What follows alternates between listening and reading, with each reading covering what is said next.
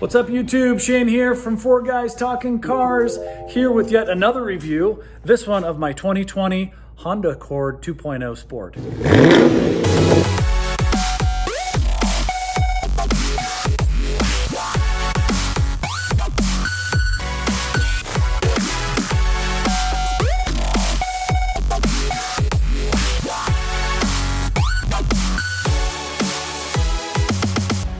This is my 2020 Honda Accord Sport 2.0 T for turbo, bought in May of 2020. This is, of course, Honda's 10th generation, redesigned in 2018. This is my second Honda Accord. I had a 2011 with the buttery smooth V6. This one, of course, was updated with the 2-liter turbo, which I bought, which I think is absolutely stellar. Puts out a 252 horsepower and 273 foot-pounds of torque. I absolutely love the exterior design.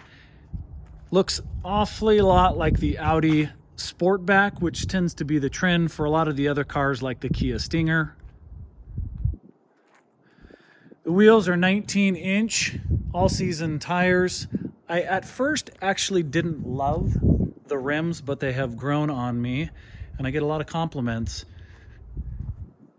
Love the front styling. They didn't overdo it, but super clean with the LED lights, fog lights below. This particular trim comes pretty loaded. There's only one model above it, which is the Touring model, which I actually like the 5-spoke wheels on more than this particular one. Coming around to the rear, pretty nice looking horseshoe tail lights. It's got, of course, the two chrome tipped quad exhaust.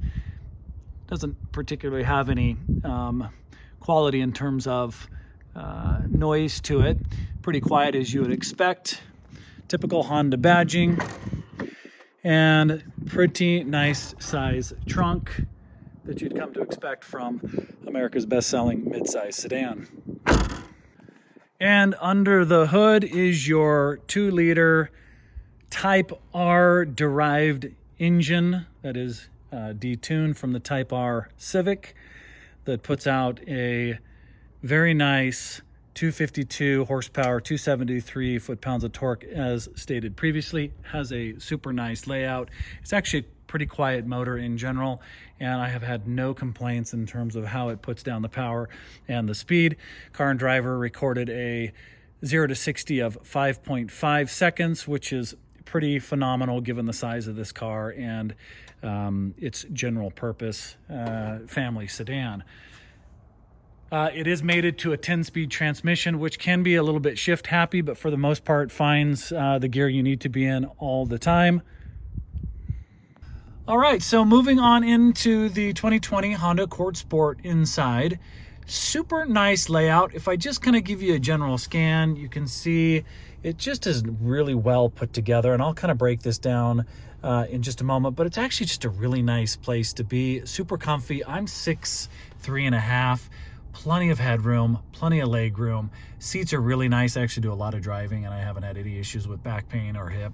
They've got some decent bolstering on both sides, but in general, just a nice seat. Now, these and the Sport are sort of a dual leather on the side, and then they've got sort of this other synthetic material here, which actually is held up really, really nice, easy to clean. And yes, I know I've only got 8,700 miles on it, but so far I've been super impressed. Starting with the gauges, on the right side is a digital. So this is a digital, this is analog on the right side. This is your digital side. And so you can scroll through and change that layout by just pushing this home button, and you can change, I don't know if you can see that or not, there you go. You can change what you see. So right now I've got it on tachometer, or you can change it to range and fuel and leave that up if you like that better and not the RPMs. Once again, hitting the home button, you can go down and scroll speed and time, which, to each his own, whatever you like to see on there. But I like to just go through here. You got your audio, got your phone, and on and on and on. You can see there's lots of nice little information in there and setup. So I keep it on the tachometer. In terms of driving modes, those are here: Econ and Sport. There is no shifter. This is a 10-speed automatic transmission, super smooth, just push button. Reverse is a little bit interesting. You actually pull back to do a reverse rather than push it, but drive is here. When you hit reverse, your camera comes up. There you go there. Pretty nice picture. You can see a pretty good angle. It's got your parking lanes to help you assist. If you turn the steering wheel, then that will help you get into the right spot.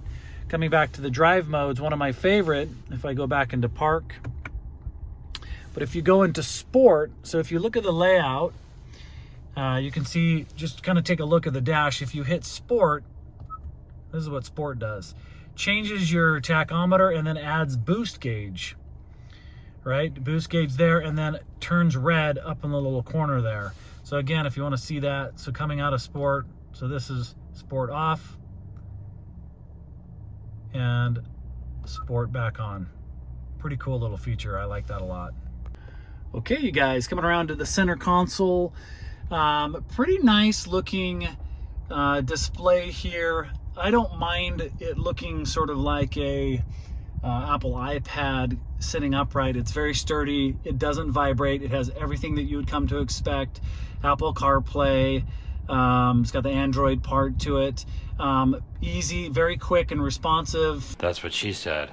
That's my joke. Damn it, Dwight. You know, just looking at changing screens, you can always use the buttons on the side here or the touch screen. You can see going into settings, into the system. It's fairly responsive. And then moving down into the knobs here, I really like, it's very European, very clean. I love the accent here, and the actual knobs are this sort of brushed aluminum. They have a texture on top, and I really like that they're notchy. So as you click them, you know, up there, they're very precise. They don't feel loose or wobbly. And I like the fact that as you turn up the temperature, just a nice little feature, turns red for hot, and then as you go back the other way, cold for cool. It's got dual climate zone, full air conditioning. Coming down here is a little cubby hole. It's got your USB port and a pretty nice storage. It does have your charging station down here. Moving into the center, you've got all push button, as we talked about. And then you've got a typical center console here. Pretty nice deep pocket, another USB port down there. This is just an aftermarket LED light that I added.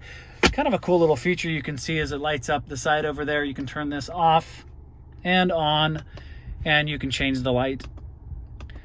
My son and daughter like to play around with that. Plus you can get it to dance to music, which is kind of cool. And so there you have it, guys. Another review from 4 Guys Talking Cars. I have a few more cars to review. Stay with us. Tell us what you like. Make sure to hit subscribe. Thanks so much.